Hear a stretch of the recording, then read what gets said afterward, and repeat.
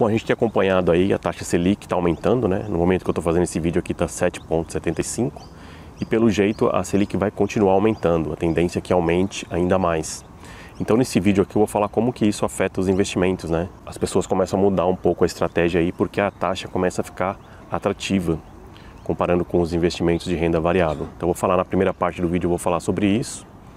E aí continuando, explicando, aí eu vou falar como que a Selic também afeta o preço das opções e quais as oportunidades que a gente pode ter aí com esse aumento. Porque as opções calls, elas vão ficar mais caras, principalmente as opções longas, calls. A put acaba ficando um pouquinho mais barato, né, com esse aumento da Selic.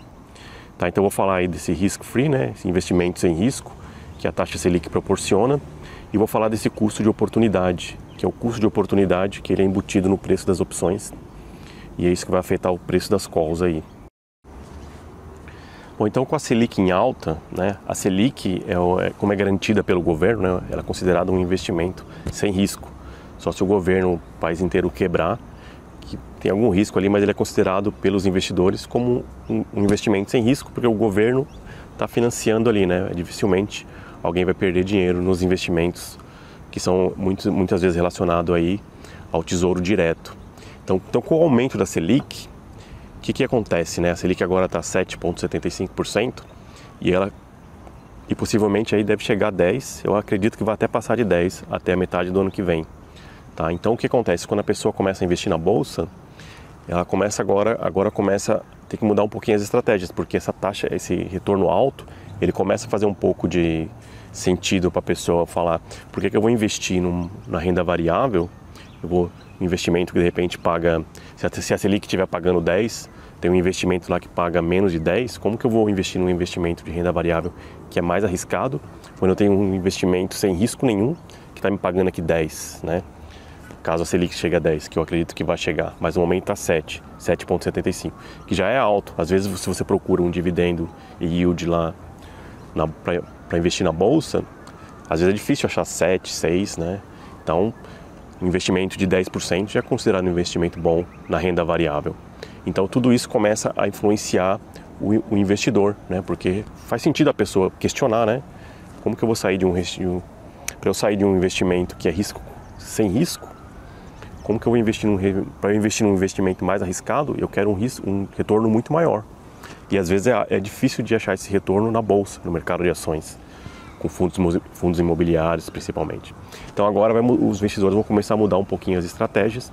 Então isso pode afetar um pouco, né, a liquidez na bolsa, porque muita gente talvez vai investir um pouco menos em renda variável, nas ações. Mas ao mesmo tempo a gente tem que lembrar que o número de novos investidores na bolsa continua aumentando. Já chegou aí a 4 milhões, então não para de aumentar. Então aí é difícil falar se vai diminuir a liquidez ou não. Mas a tendência, né, é que isso afete um pouco, tá? Uma coisa que também é importante lembrar, mesmo a Selic estando alta, com o Tesouro Direto, investimentos de renda fixa, que é considerado aí de sem risco, você não usufrui, você não aproveita os juros compostos. Porque se você cria uma carteira de ações e fundos imobiliários, onde você consegue receber dividendos, um retorno todo mês, aí você reinveste esses investimentos e aí os juros compostos, né, para quem já entende um pouquinho, ele vira uma bola de neve aí um pouquinho no longo prazo. Tá? Então a renda variável nos dá essa oportunidade. Com a Selic, os investimentos de tesouro direto, mesmo a Selic estando alta, você ainda não tem essa oportunidade de fazer reinvestimento. Então tem vários fatores que vale a pena levar em consideração na hora de escolher os investimentos, tá? Mas a taxa alta aí é de se pensar, né? Você vai alocar em ações, ou você pode alocar um pouquinho mais agora, talvez em renda fixa, né? Por causa da Selic, tá? Então isso é o que está mudando aí no cenário na bolsa. E agora eu vou falar aqui na parte das opções. Bom, então vamos falar um pouco do Rho, esse cara aqui que ninguém fala muito. E tem um motivo por que ninguém fala muito, porque às vezes não vale a pena mesmo estudar, falar sobre isso, porque o efeito é muito baixo no preço das opções. Mas como eu falei no começo do vídeo, com a alta dos juros, né, chegando próximo a 10 ali, aí o Rho começa a ser importante, a gente tem que dar uma olhada nele. Então o Rho é parte das gregas, né? A gente conhece o Delta, o Gama, Theta, Vega e tem o Rho. O Rho é a última aí, que compõe a precificação das opções, tá? Então isso é relacionado O ROE é relacionado com o custo de oportunidade. E isso vai fazer com que as calls fiquem mais caras e as puts vão ficar mais baratas. Tá, então é uma oportunidade para a gente ganhar na venda de calls e quem faz seguro vai pagar menos, porque quem compra puts, né, que a put acaba ficando mais barata. E as calls longas aí vão ficar bem mais caras, porque o RO ele afeta mais também as opções longas.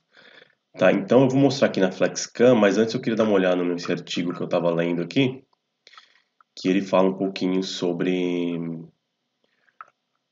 isso que eu vou falar nesse vídeo, né? Então o que que acontece? As calls, ela tem um ROE positivo, então se os juros aumenta, as calls aumentam de preço também. E as puts, elas têm o ROE negativo, quer dizer que elas vão ficando mais baratas conforme a taxa de juros, né, que é o ROE, representada pelo ROE, aumenta, a put vai ficando mais barata. E as long options, né, as LEAPs, Long Term Equity Anticipation Securities, que são as opções longas, elas vão ficando aí mais caras, né? O ROE ele é maior nessas opções, então ela afeta mais a call e a put vai ficando mais barata conforme mais longa. Agora um exemplo para você entender esse lance de custo de oportunidade. Aqui tem um exemplo nesse artigo bem claro. Então imagine duas pessoas, né? Você vai comprar 100 ações de uma ação. Essa ação está R$ 100. Então se você vai comprar 100 ações, você vai desembolsar 10 mil. Aqui está em dólar, né? Então você vai desembolsar 10 mil. Tá, eu achei só esse exemplo em inglês mesmo, mas não precisa ler esse artigo. Eu vou explicar aqui rapidinho o que acontece na prática. Então imagine duas pessoas. Uma comprou a ação e a outra, em vez de comprar as 100 ações, ela foi no mercado de opções. Então aqui ele dá o exemplo de uma segunda pessoa que compra um contrato de opção está 5, valor unitário, né? A pessoa compra duas calls com delta 50, que é ATM, no dinheiro. Isso quer dizer que 2 delta de 0,50, ele essa pessoa vai ter uma operação com opções de delta 1. Então ele vai ter um lucro bem próximo com a pessoa que comprou as ações, porque ele comprou 2 delta 50, né? Então isso faz ele fazer essa pessoa ficar com delta de 1, que é o delta. Esse contrato de opções vai se mover muito parecido com as ações. Mas isso aqui não é isso que eu quero falar nesse vídeo. É só para você entender um pouco o que acontece. Então essa pessoa que comprou as opções, ela pode ter o mesmo ganho que a pessoa que comprou. Quer dizer, ela tá exposta para o mesmo potencial de ganho da pessoa que comprou as ações. Só que quanto que ela vai desembolsar? Um contrato de opção a 5, valor unitário, vai dar 500. Então 2 vai dar 1.000. Então aqui ele coloca, essa pessoa gastou 1.000 mais os custos de comissões. Essa pessoa vai gastar 1.001,30 centavos. Então qual que é a diferença que essa pessoa aqui deixou de desembolsar comparando com a pessoa que pagou 10 mil? A diferença é 8.998,70. Então o que essa pessoa que comprou as opções, ela pode ir no mercado de renda fixa e investir essa diferença. Então ela vai estar utilizando esse capital que ela não gastou no mercado de renda fixa.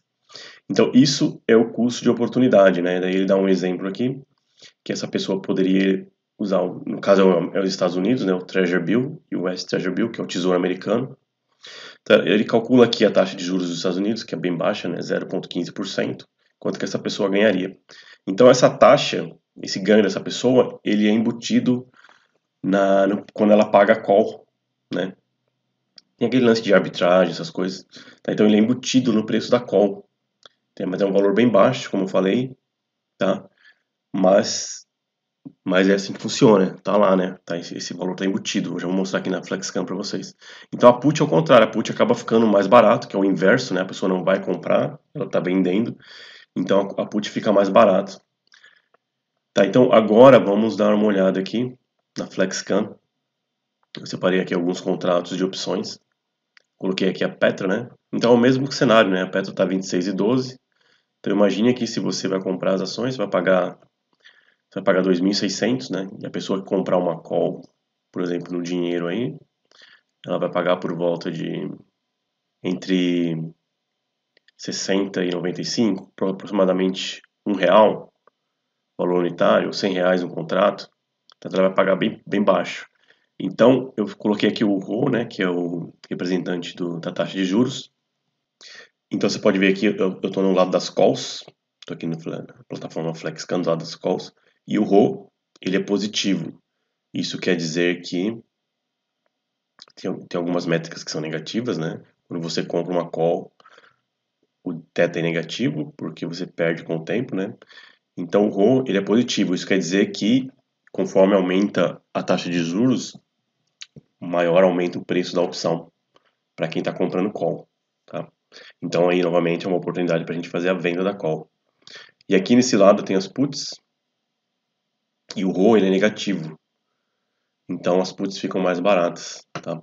Agora vamos comparar aqui, por exemplo, uma call, essa aqui vence essa aqui está com vencimento aqui em 8 dias. Vamos pegar um ROE aqui próximo dos 26, né? Esse aqui tá dessa opção 26,10. Esse ROE aqui tá de 0,01, ou desculpa, 0,004, bem baixo.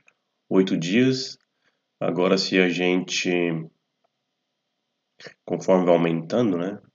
Pegar de novo aqui próximo dos 26, o ROE aqui já tá 0,013, né? Já tá bem mais alto. Pegar essa aqui com 170 dias, será que tem? Não está disponível aqui. Essa aqui com 26, o ROE já está 0,4. Aqui estava 0,1, né? Então aqui você pode ver que conforme o tempo vai aumentando, o ROE ele vai ficando muito maior. Bom, pessoal, então só para resumir, né? O ROE, conforme a Selic se aproxima de 10, começa a gente tem que começar a levar em consideração. Mas ainda não é assim como, por exemplo, a volatilidade, né? A volatilidade que afeta muito mais o preço da opção. No final das contas, o que vale mesmo é a oferta e a demanda, né? A procura por opções que faz aquele preço aumentar. Isso é o que vai valer sempre, né? Vai ficar sempre acima de qualquer métrica aí. É a volatilidade, né? Que a volatilidade ela representa lá a demanda nas opções, tá? Então isso é bom sempre lembrar disso, para não esquecer de olhar sempre na volatilidade na hora de operar opções, tá? Então, conforme os juros vão aumentando aí, a gente tem que agora começar a levar em consideração o ROE, essa métrica aí que quase ninguém fala muito, porque é meio que insignificante, mas com esse aumento, conforme eu já falei, se a Selic continuar aumentando, a gente tem que começar a levar em consideração aí e aproveitar as oportunidades, né? Saber onde a gente está entrando aí, né? Quando vendendo opções, quais vender agora, quais que vão ficar mais caras. E para quem, como eu falei, para quem gosta de seguro, talvez essa seja talvez o seguro vai ficar muito barato aí, de repente vale a pena dar uma olhada nisso. E não esquece de deixar aquele like e te vejo no próximo vídeo. Obrigado pela sua companhia até aqui.